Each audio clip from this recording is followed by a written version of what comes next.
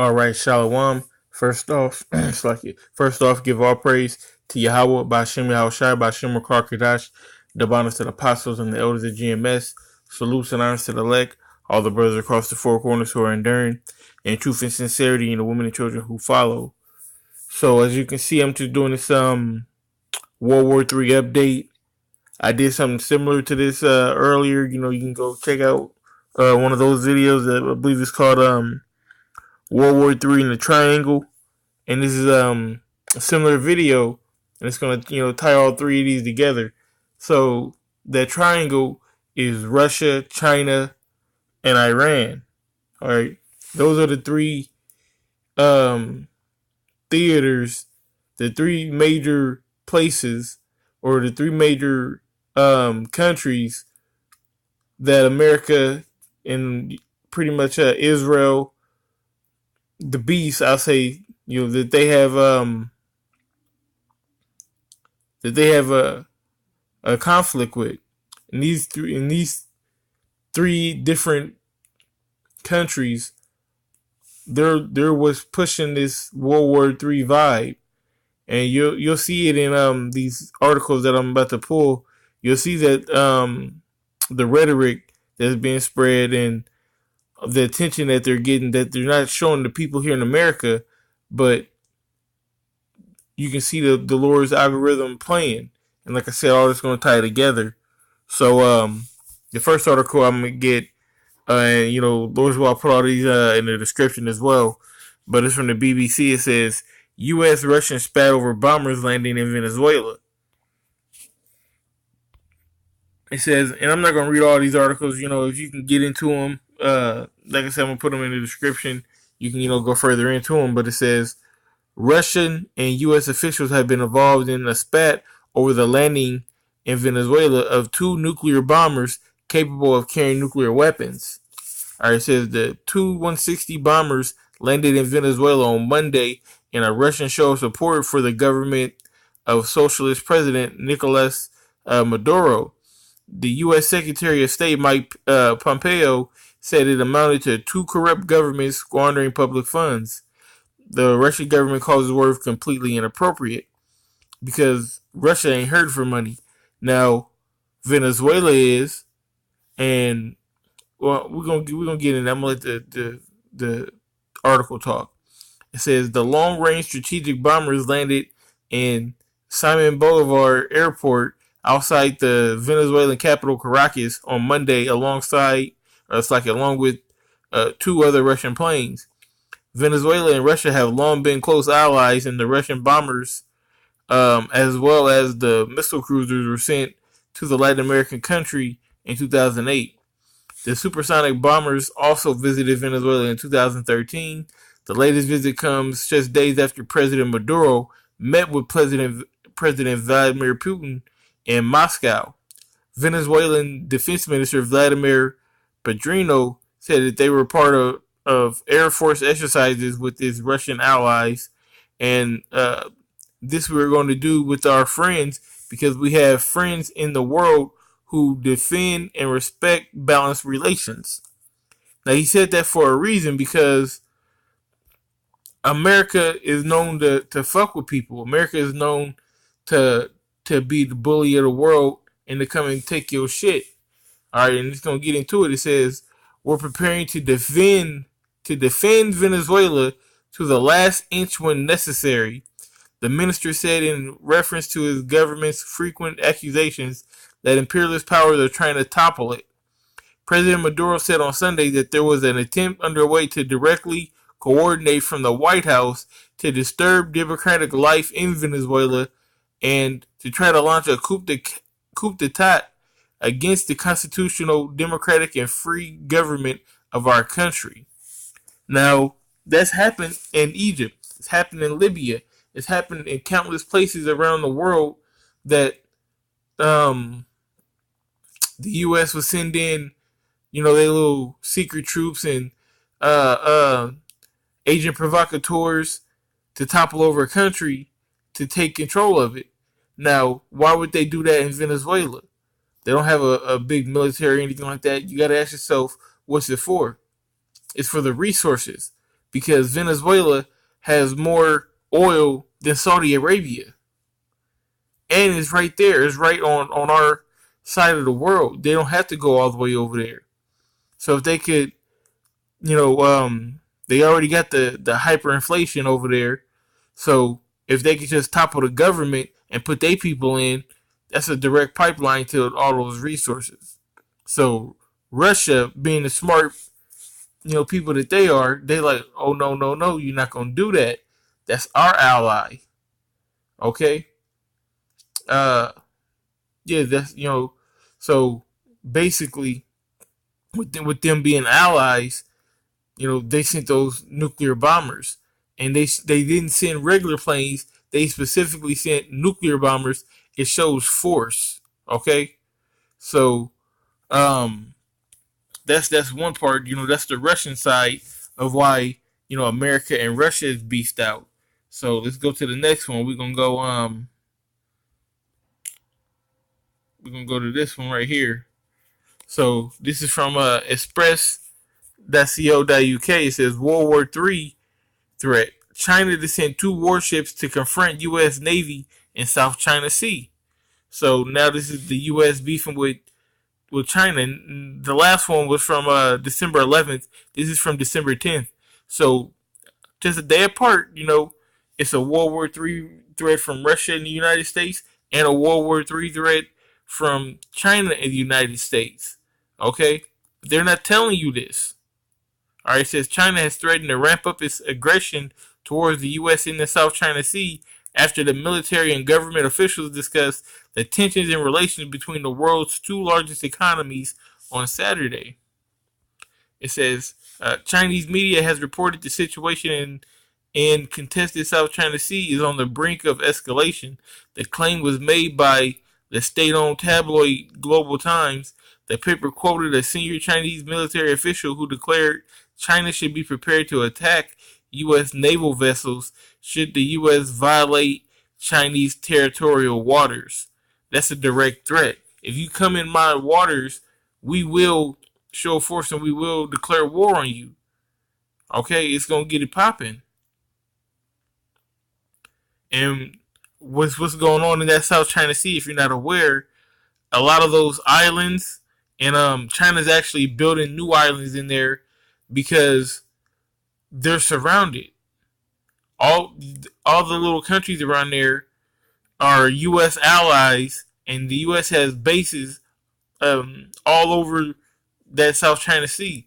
So if China was to get out there, they wouldn't have any fueling stations to refuel they boats or carriers or whatnot.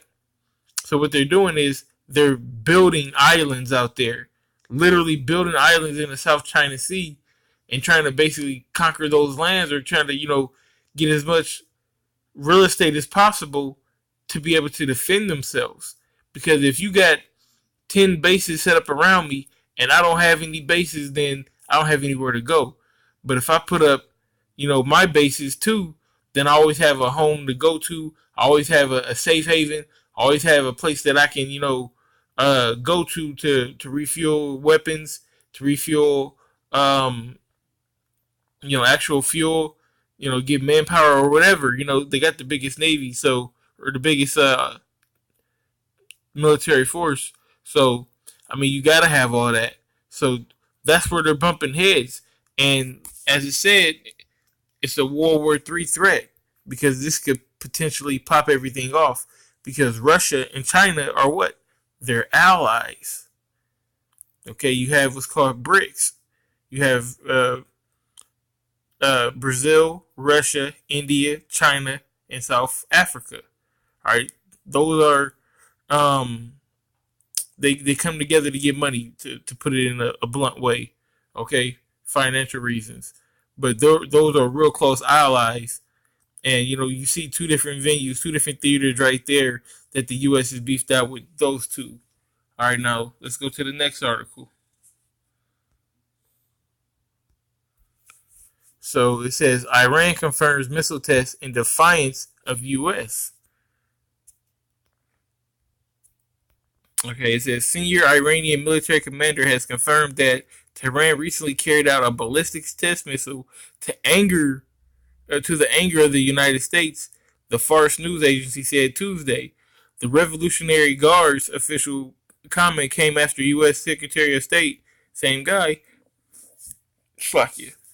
Mike Pompeo assertion earlier this month that Iran had test fired a missile capable of carrying multiple warheads reaching the Middle East and Europe.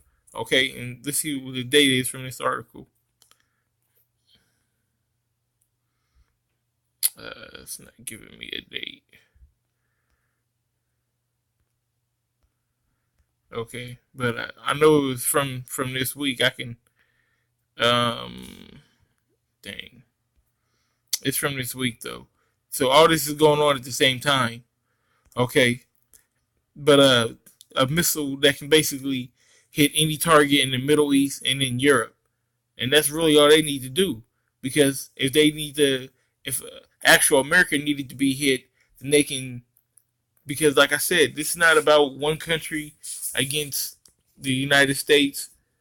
It's about whose side you're on. Okay, it's a world war. Everybody got to pick a side. All right, there's no such thing as neutral. If you go and actually look up World War II and World War One, you had to pick a side. It's so many countries that that we didn't learn about in school. You had the Allies and you had the Axis powers, and we thought it was just a couple European countries in America, beefed out or whatnot, Russia and Japan, but you had countries in Asia and Africa that were affected. Everybody had to pick a side, and it's gonna be the same way. And Russia, China, Iran, they're all on the same side, and you're gonna see that there's another side to this when I get to the next article that says we will continue our missile tests, and recent action was an important test. They say it was very important. Guards Aerospace Division head Admirali has not going to try it, was quoted as saying by the semi-official Fars news agency. So they ain't going to stop. All right, it was very important, and they're not going to stop. All right, so we're going to get this final article, and we're going to get some scriptures here in a second. So let me see.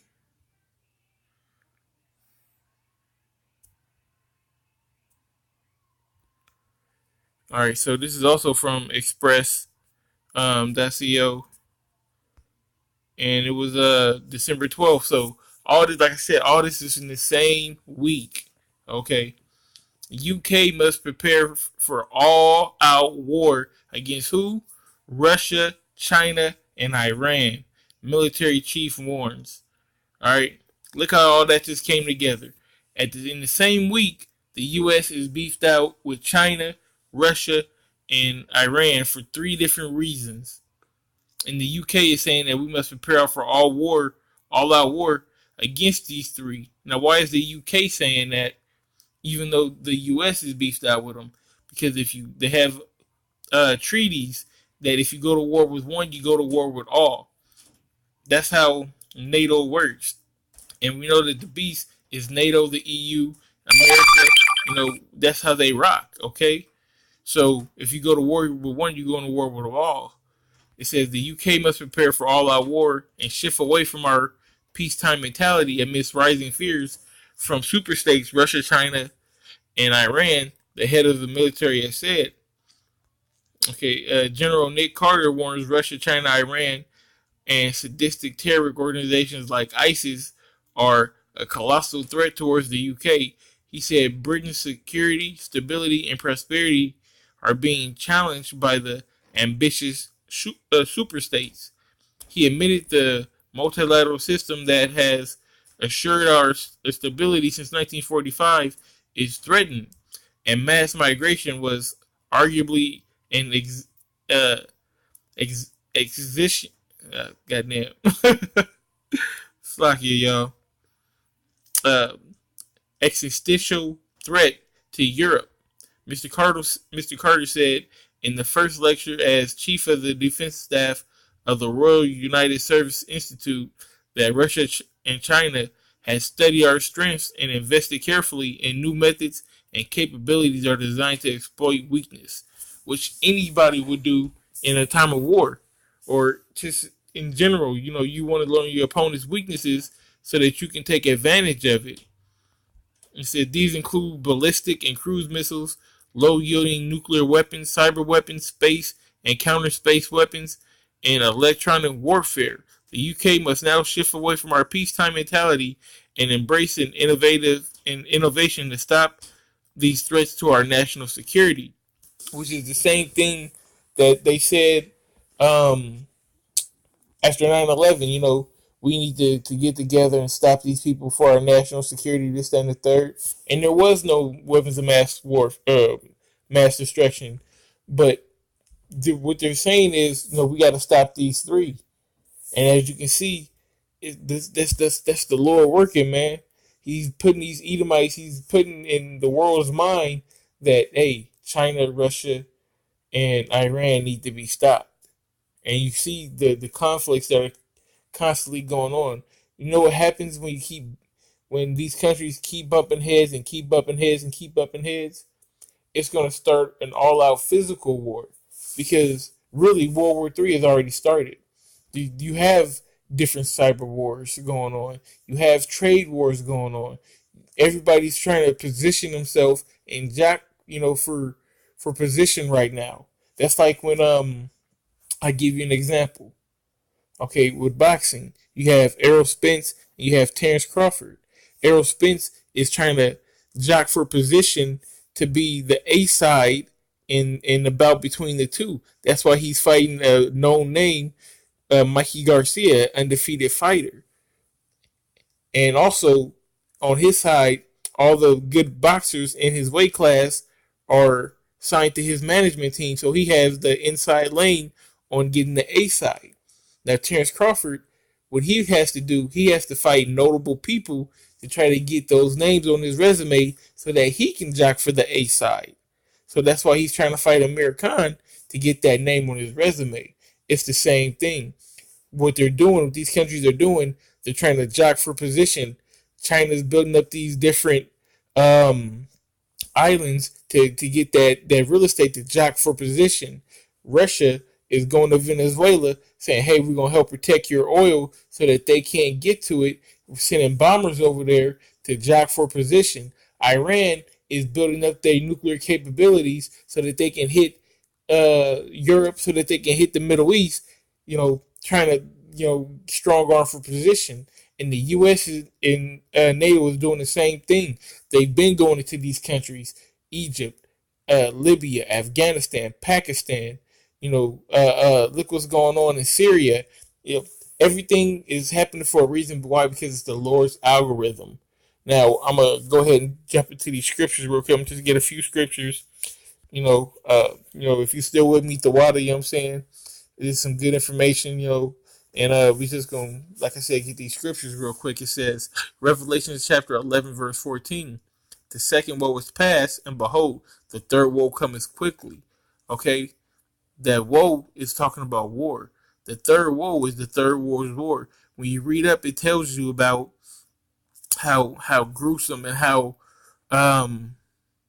bad the first World War was and the second, but this third war is gonna be nothing like it, man. It's gonna be nothing like it. Matter of fact, that's giving me a idea. Let me look for this precept. All right, so this is Isaiah chapter 9, verse 5. It says, for every battle of the warrior is with confused noise and garments rolled in blood, but this shall be with burning and fuel of fire. All right, that's talking about the Third World War, because like I was saying, it was really gruesome in the First and Second World War that, you heard the machine guns going, you heard, battle cries, you heard hand-to-hand combat. But the everything changed once that nuclear bomb went off. And that's how this Third World War is going to be. It's going to be with burning and fuel of fire, which is why you got Russia sending nuclear bombs, not regular bombs, to Venezuela. Why you got Iran building up their weapons that can hold multiple warheads with nuclear warheads on them. That's why you have China, you have everybody else that has all these weapons. They have them for a reason, okay, to use them. So all of them will be shot. All of them will be used. Everyone who has arrows, spare not. All right, according to Jeremiah. Okay, everybody's gonna shoot their arrows. So we gonna get this real quick. I'm gonna stay in the same book.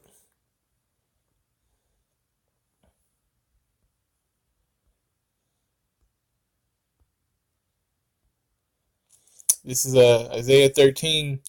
I'm going to start at verse 17. It says, Behold, I will stir up the Medes against them, which shall not regard silver, and as for gold, they shall not delight in it.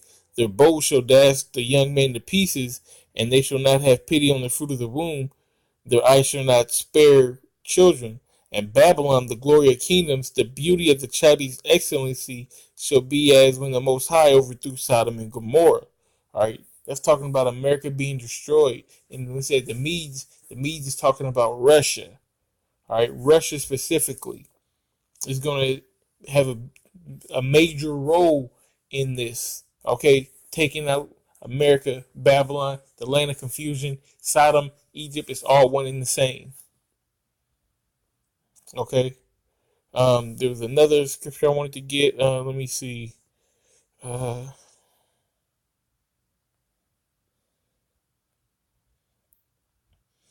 yeah. So, um, this is Habakkuk chapter 2, starting at verse 3. It says, For the vision is yet for an appointed time, but at the end it shall speak and not lie. Though it tarry, wait for it, because it will surely come.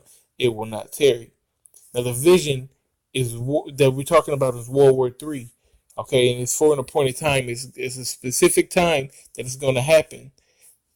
In order for it to happen, there has to be an algorithm. It has to be certain events that lead up to it. And right now, what we're experiencing these events that is leading up to it.